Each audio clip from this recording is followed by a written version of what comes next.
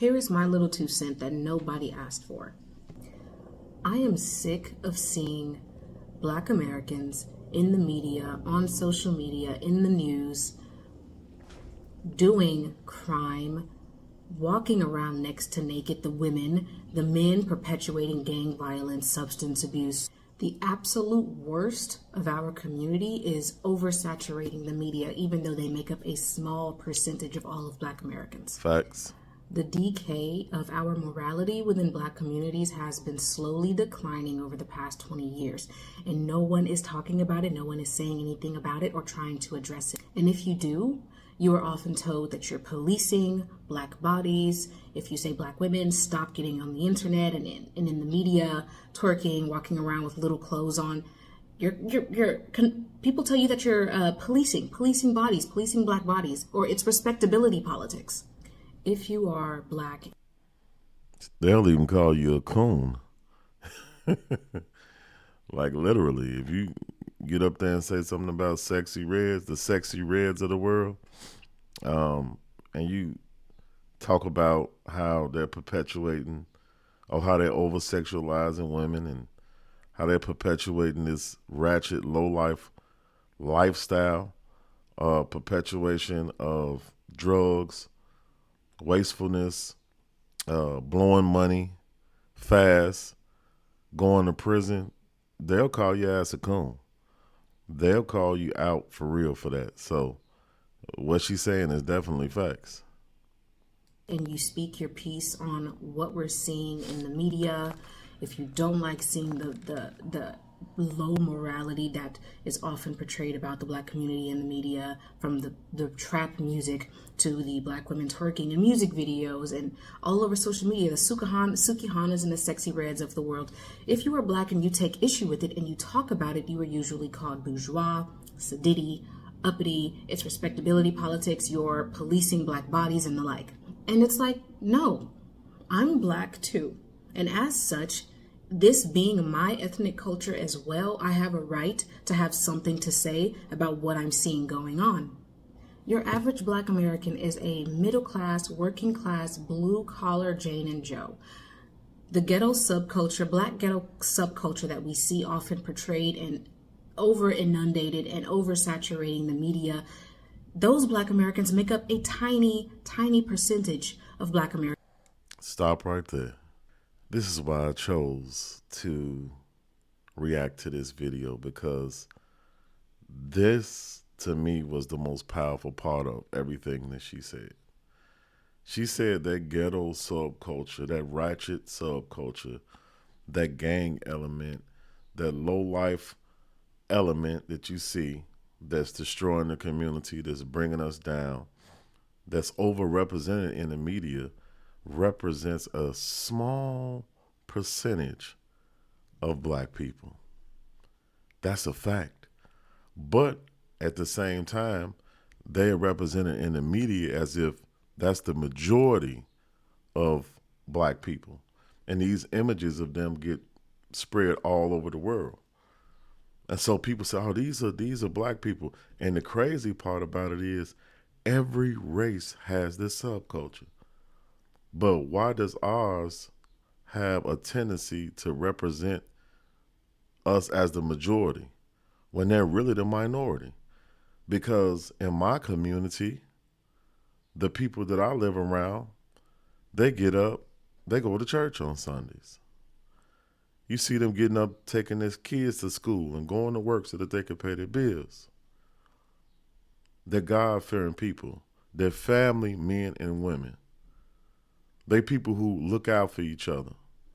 They're not going to let nobody just run up and break in your car and they see it and they don't call the police. These are decent human beings. And you can go in the ghetto. These people, this subculture, this element that she's talking about, if you go into the ghetto, the majority of people in the ghetto are not even like that, or what we would consider the ghetto. They're not even like that. They're decent, God-fearing, moral people. They work hard. They save their money. They want better lives for themselves and their children. but we never really see people talking about them. We always hear about Pookie, Ray Ray, or one of these other knuckleheads breaking into somebody's house, stealing somebody's Dodge Charger or Kia car or something like that, and running and tearing up a bunch of cars on the block trying to get away from the police. That's what we hear about.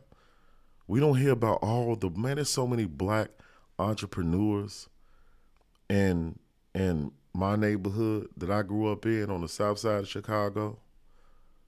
I want to hear people in the media talk about them more. So many black men and women that have started businesses and are successful, but they don't shine a light on that. You only get the ghetto ratchet criminal element. That's all you get. But they don't represent the majority of black people. I made a video about this, and we're gonna proceed further and go further into this video. But I made a video about this myself because I was talking about how black conservatives, which I consider myself to be, they always highlight these type of people. They never get on their platforms and talk about the hardworking blue collar, even white collar, black men and women who represent the majority of the black community all over America.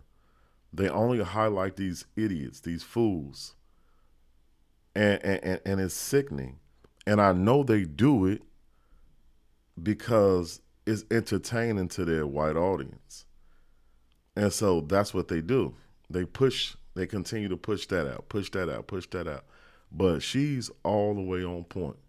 And keep that in mind. And as content creators, we have to make sure that we are talking about those hardworking black folk that get up, that's God-fearing, moral, decent people, that taking care of their children, sending their kids to college, that's saving for their future to buy a new home and all these other. That's what we need to talk about. But let's go forward. Let's proceed. As a whole, but somehow they're in the media, overcompensating in the media, oversaturating the media.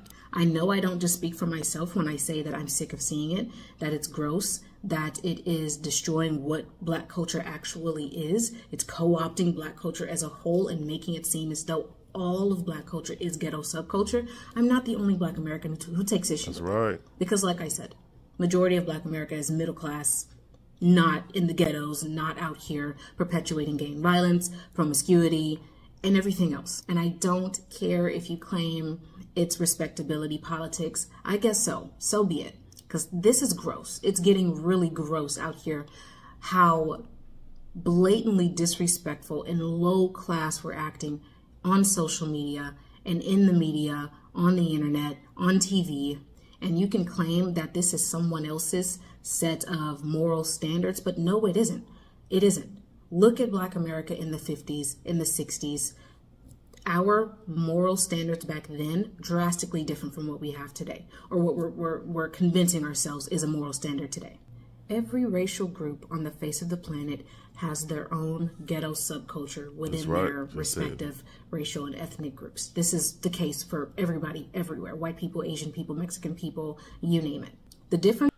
Let me just pause this real quick. I'm going to say this and hit on this note, though, because I think we need to take full responsibility as a people, as a race, as a community for the things that go on in our community, how we treat ourselves, how we treat each other. Our lifestyle, we have to take responsibility for that, personal responsibility. But at the same time, I know that there are people in power that are running these labels, that are running these big media companies, which they all tied in together. They collectively benefit from our demise. And so what they do is they continue to push this filth. They don't sign artists with a positive message, obviously. We know that. They're not out here pushing the positive young guy that's talking about the black family or education or whatever, what have you, they always want to bring out the Sukianas and the sexy reds and these low life people.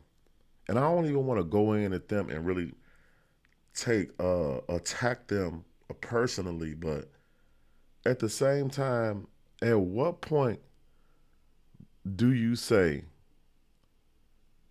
I'm not going to take money to degrade myself and then be a part of the problem of this messaging and this look for black people, these images, these negative images that go all over the world. So to me, if you'll take $1 to degrade yourself, and you know what this is doing, you know that this is helping to condition other young men and women to do this, then to me, you're really pretty much a goddamn sellout. You'll sell out for $1. That's what selling out is. But I understand that it's people behind the scenes that are putting money behind this because they don't because they want to continue to perpetuate the destruction of black men and women and black families. That's the goal. But at the same time, if we had, and I'm not going to say if we had, if some of these people had, if we collectively had morals, principles, and good character, we wouldn't allow people to throw a goddamn dollar in our face and have us sell our people out for $1. We wouldn't go and make records about doing every damn drug known to man and make it seem like it's cool. And then we had the young guys out here trying all of this stuff because they listen to these artists. These artists are their role models. So we have to make the change and say, man, you know what, look, I would love to be out there. And I like to be signed by a big label and be pushed and have money behind me, but I won't do it at the expense of my morality, of good principles, of good character. I won't do it at the expense of that. Is that those racial groups and those ethnic groups do not allow their ghetto subculture to co-opt the entire culture as a whole and to represent the entire culture as a whole. They don't allow it. Everybody else within that respective ethnic group or cultural group or racial group has a right to say how they want to see themselves represented in the media, what they want to see and what they don't want to see, who gets to speak for them and who does not. Except for when you're a Black American and you have something to say about the way that you see Black Americans being portrayed in the media and you have a critique for your peers. You can't do it because it's respectability politics if you attempt to do it. Or you're judging your peers by a set of moral standards that somebody else created, which is a farce. From the Reconstruction era down through the 60s, Black Americans had their own set of moral standards and social protocols that we adhered to. Ask your grannies, ask your great grannies, they'll tell you. I have had just about enough of seeing Black culture being drugged through the muck by other Black Americans who are perverting it and turning Black culture, something that is beautiful, into something perverse. Showing their ass on the internet all the time. The men are constantly rapping and talking about gang violence. Our children are uneducated and stupid. We've created a cultural standard of promiscuity and single motherhood. And when a Black American goes to critique and judge our peers, our fellow Black Americans, and critique the condition of our neighborhoods today, they're shut down. That's respectability politics. You're policing Black Americans. If that's what it is, so be it. So be it. It needs to be said. And in order for us to attempt to escape accountability or responsibility on our own part, we claim that the conditions that we see in Black communities is being caused by somebody else. It's not our own fault. It's white people and it's structural racism or something or another. It's everybody else's fault except for our own. Give me a break. It's pitiful. It's pitiful that we refuse to take accountability for the things that we see going on in our communities. And sure, we can acknowledge that structural racism and the history of slavery in this country and discrimination and Jim Crow and Black codes and all of that has played a part in the conditions and some of the conditions that we see in Black communities. But we also have to be responsible for the ways in which Black Americans create their own conditions and contribute to the degenerative effects that we see going on in our communities. Black Americans who don't want to hear that immediately run to innocence. They rush to innocence. They claim that it's respectability politics to call out these issues in our community. They claim that it's policing Black bodies to call out the low morality and the moral decay in our community. Call it whatever you want. You're not going to get me to shut up about it. I'm Black. This is my culture too. I have a right to talk about and critique what is happening in my culture and have something to say about it. That's all. Okay, family. So I want to make this quick because I don't want this to be a super long video. The first thing I want to talk about is the fact that we call what she described as ghetto subculture as Black culture. That shit is not Black culture. Black culture is what she was describing in the video as those people that get up, hardworking, God-fearing, decent people who want to give their children a better lives. That's Black culture. The Black family is Black culture. That's what and who we are. We've allowed this other ghetto lowlife crap to co-opt Black culture and take it over. That's not what it is. Or we've at least allowed it to be perceived as that way. And it's not. The second thing is racism. I'm not one of those Black conservatives that will say that racism doesn't exist, that white supremacy doesn't exist, because you can't live in this goddamn country and not realize that those things have existed, those things have negatively affected us, and they still do exist in some ways. But what I will say is white supremacy and racism is not our biggest issue. That's not our biggest problem. Our biggest problems that we have in our community are created by us. And until we take a look within and begin to work on the things within our community and stop looking outward, we're going to continue to have the same problems. So stop. We can sit up and talk about racism all day. We know there's some white folks out here. We know there's some people in power out here that want to, they if they could, they'll see us unalived, for real. We understand that that's in the world. But at the same time, it's some guy at the end of the damn block that was raised by some single mother that's emotional, that'll take you out or is planning on taking you out. And he's a lot more dangerous than that person that's somewhere in buttfuck Egypt that you complain about every day. It's the young guy at the end of the block on the corner that stay in that 2-3 flat building, you know what I'm saying, with his mama, 25, because he doesn't have any purpose. He doesn't have anybody he hasn't had any male figure to guide him properly. And so he's emotional and he's become self-destructive. And because he doesn't have any purpose, he becomes destructive also to the people that are around him. He's more dangerous to you than any white supremacist, than any group of KKK people in Indiana or Tennessee. So our problems with the family, our problems with single motherhood, fatherless homes, those issues have to be dealt with internally. We have to do better. We have to grow as a people. We have to grow in consciousness, wisdom, and understanding. That's what we have to do. Because I can guarantee you, it's things in place. We already know. All these damn government programs, they help incentivize dysfunction. They help incentivize the breakup of the Black family. They help incentivize divorce.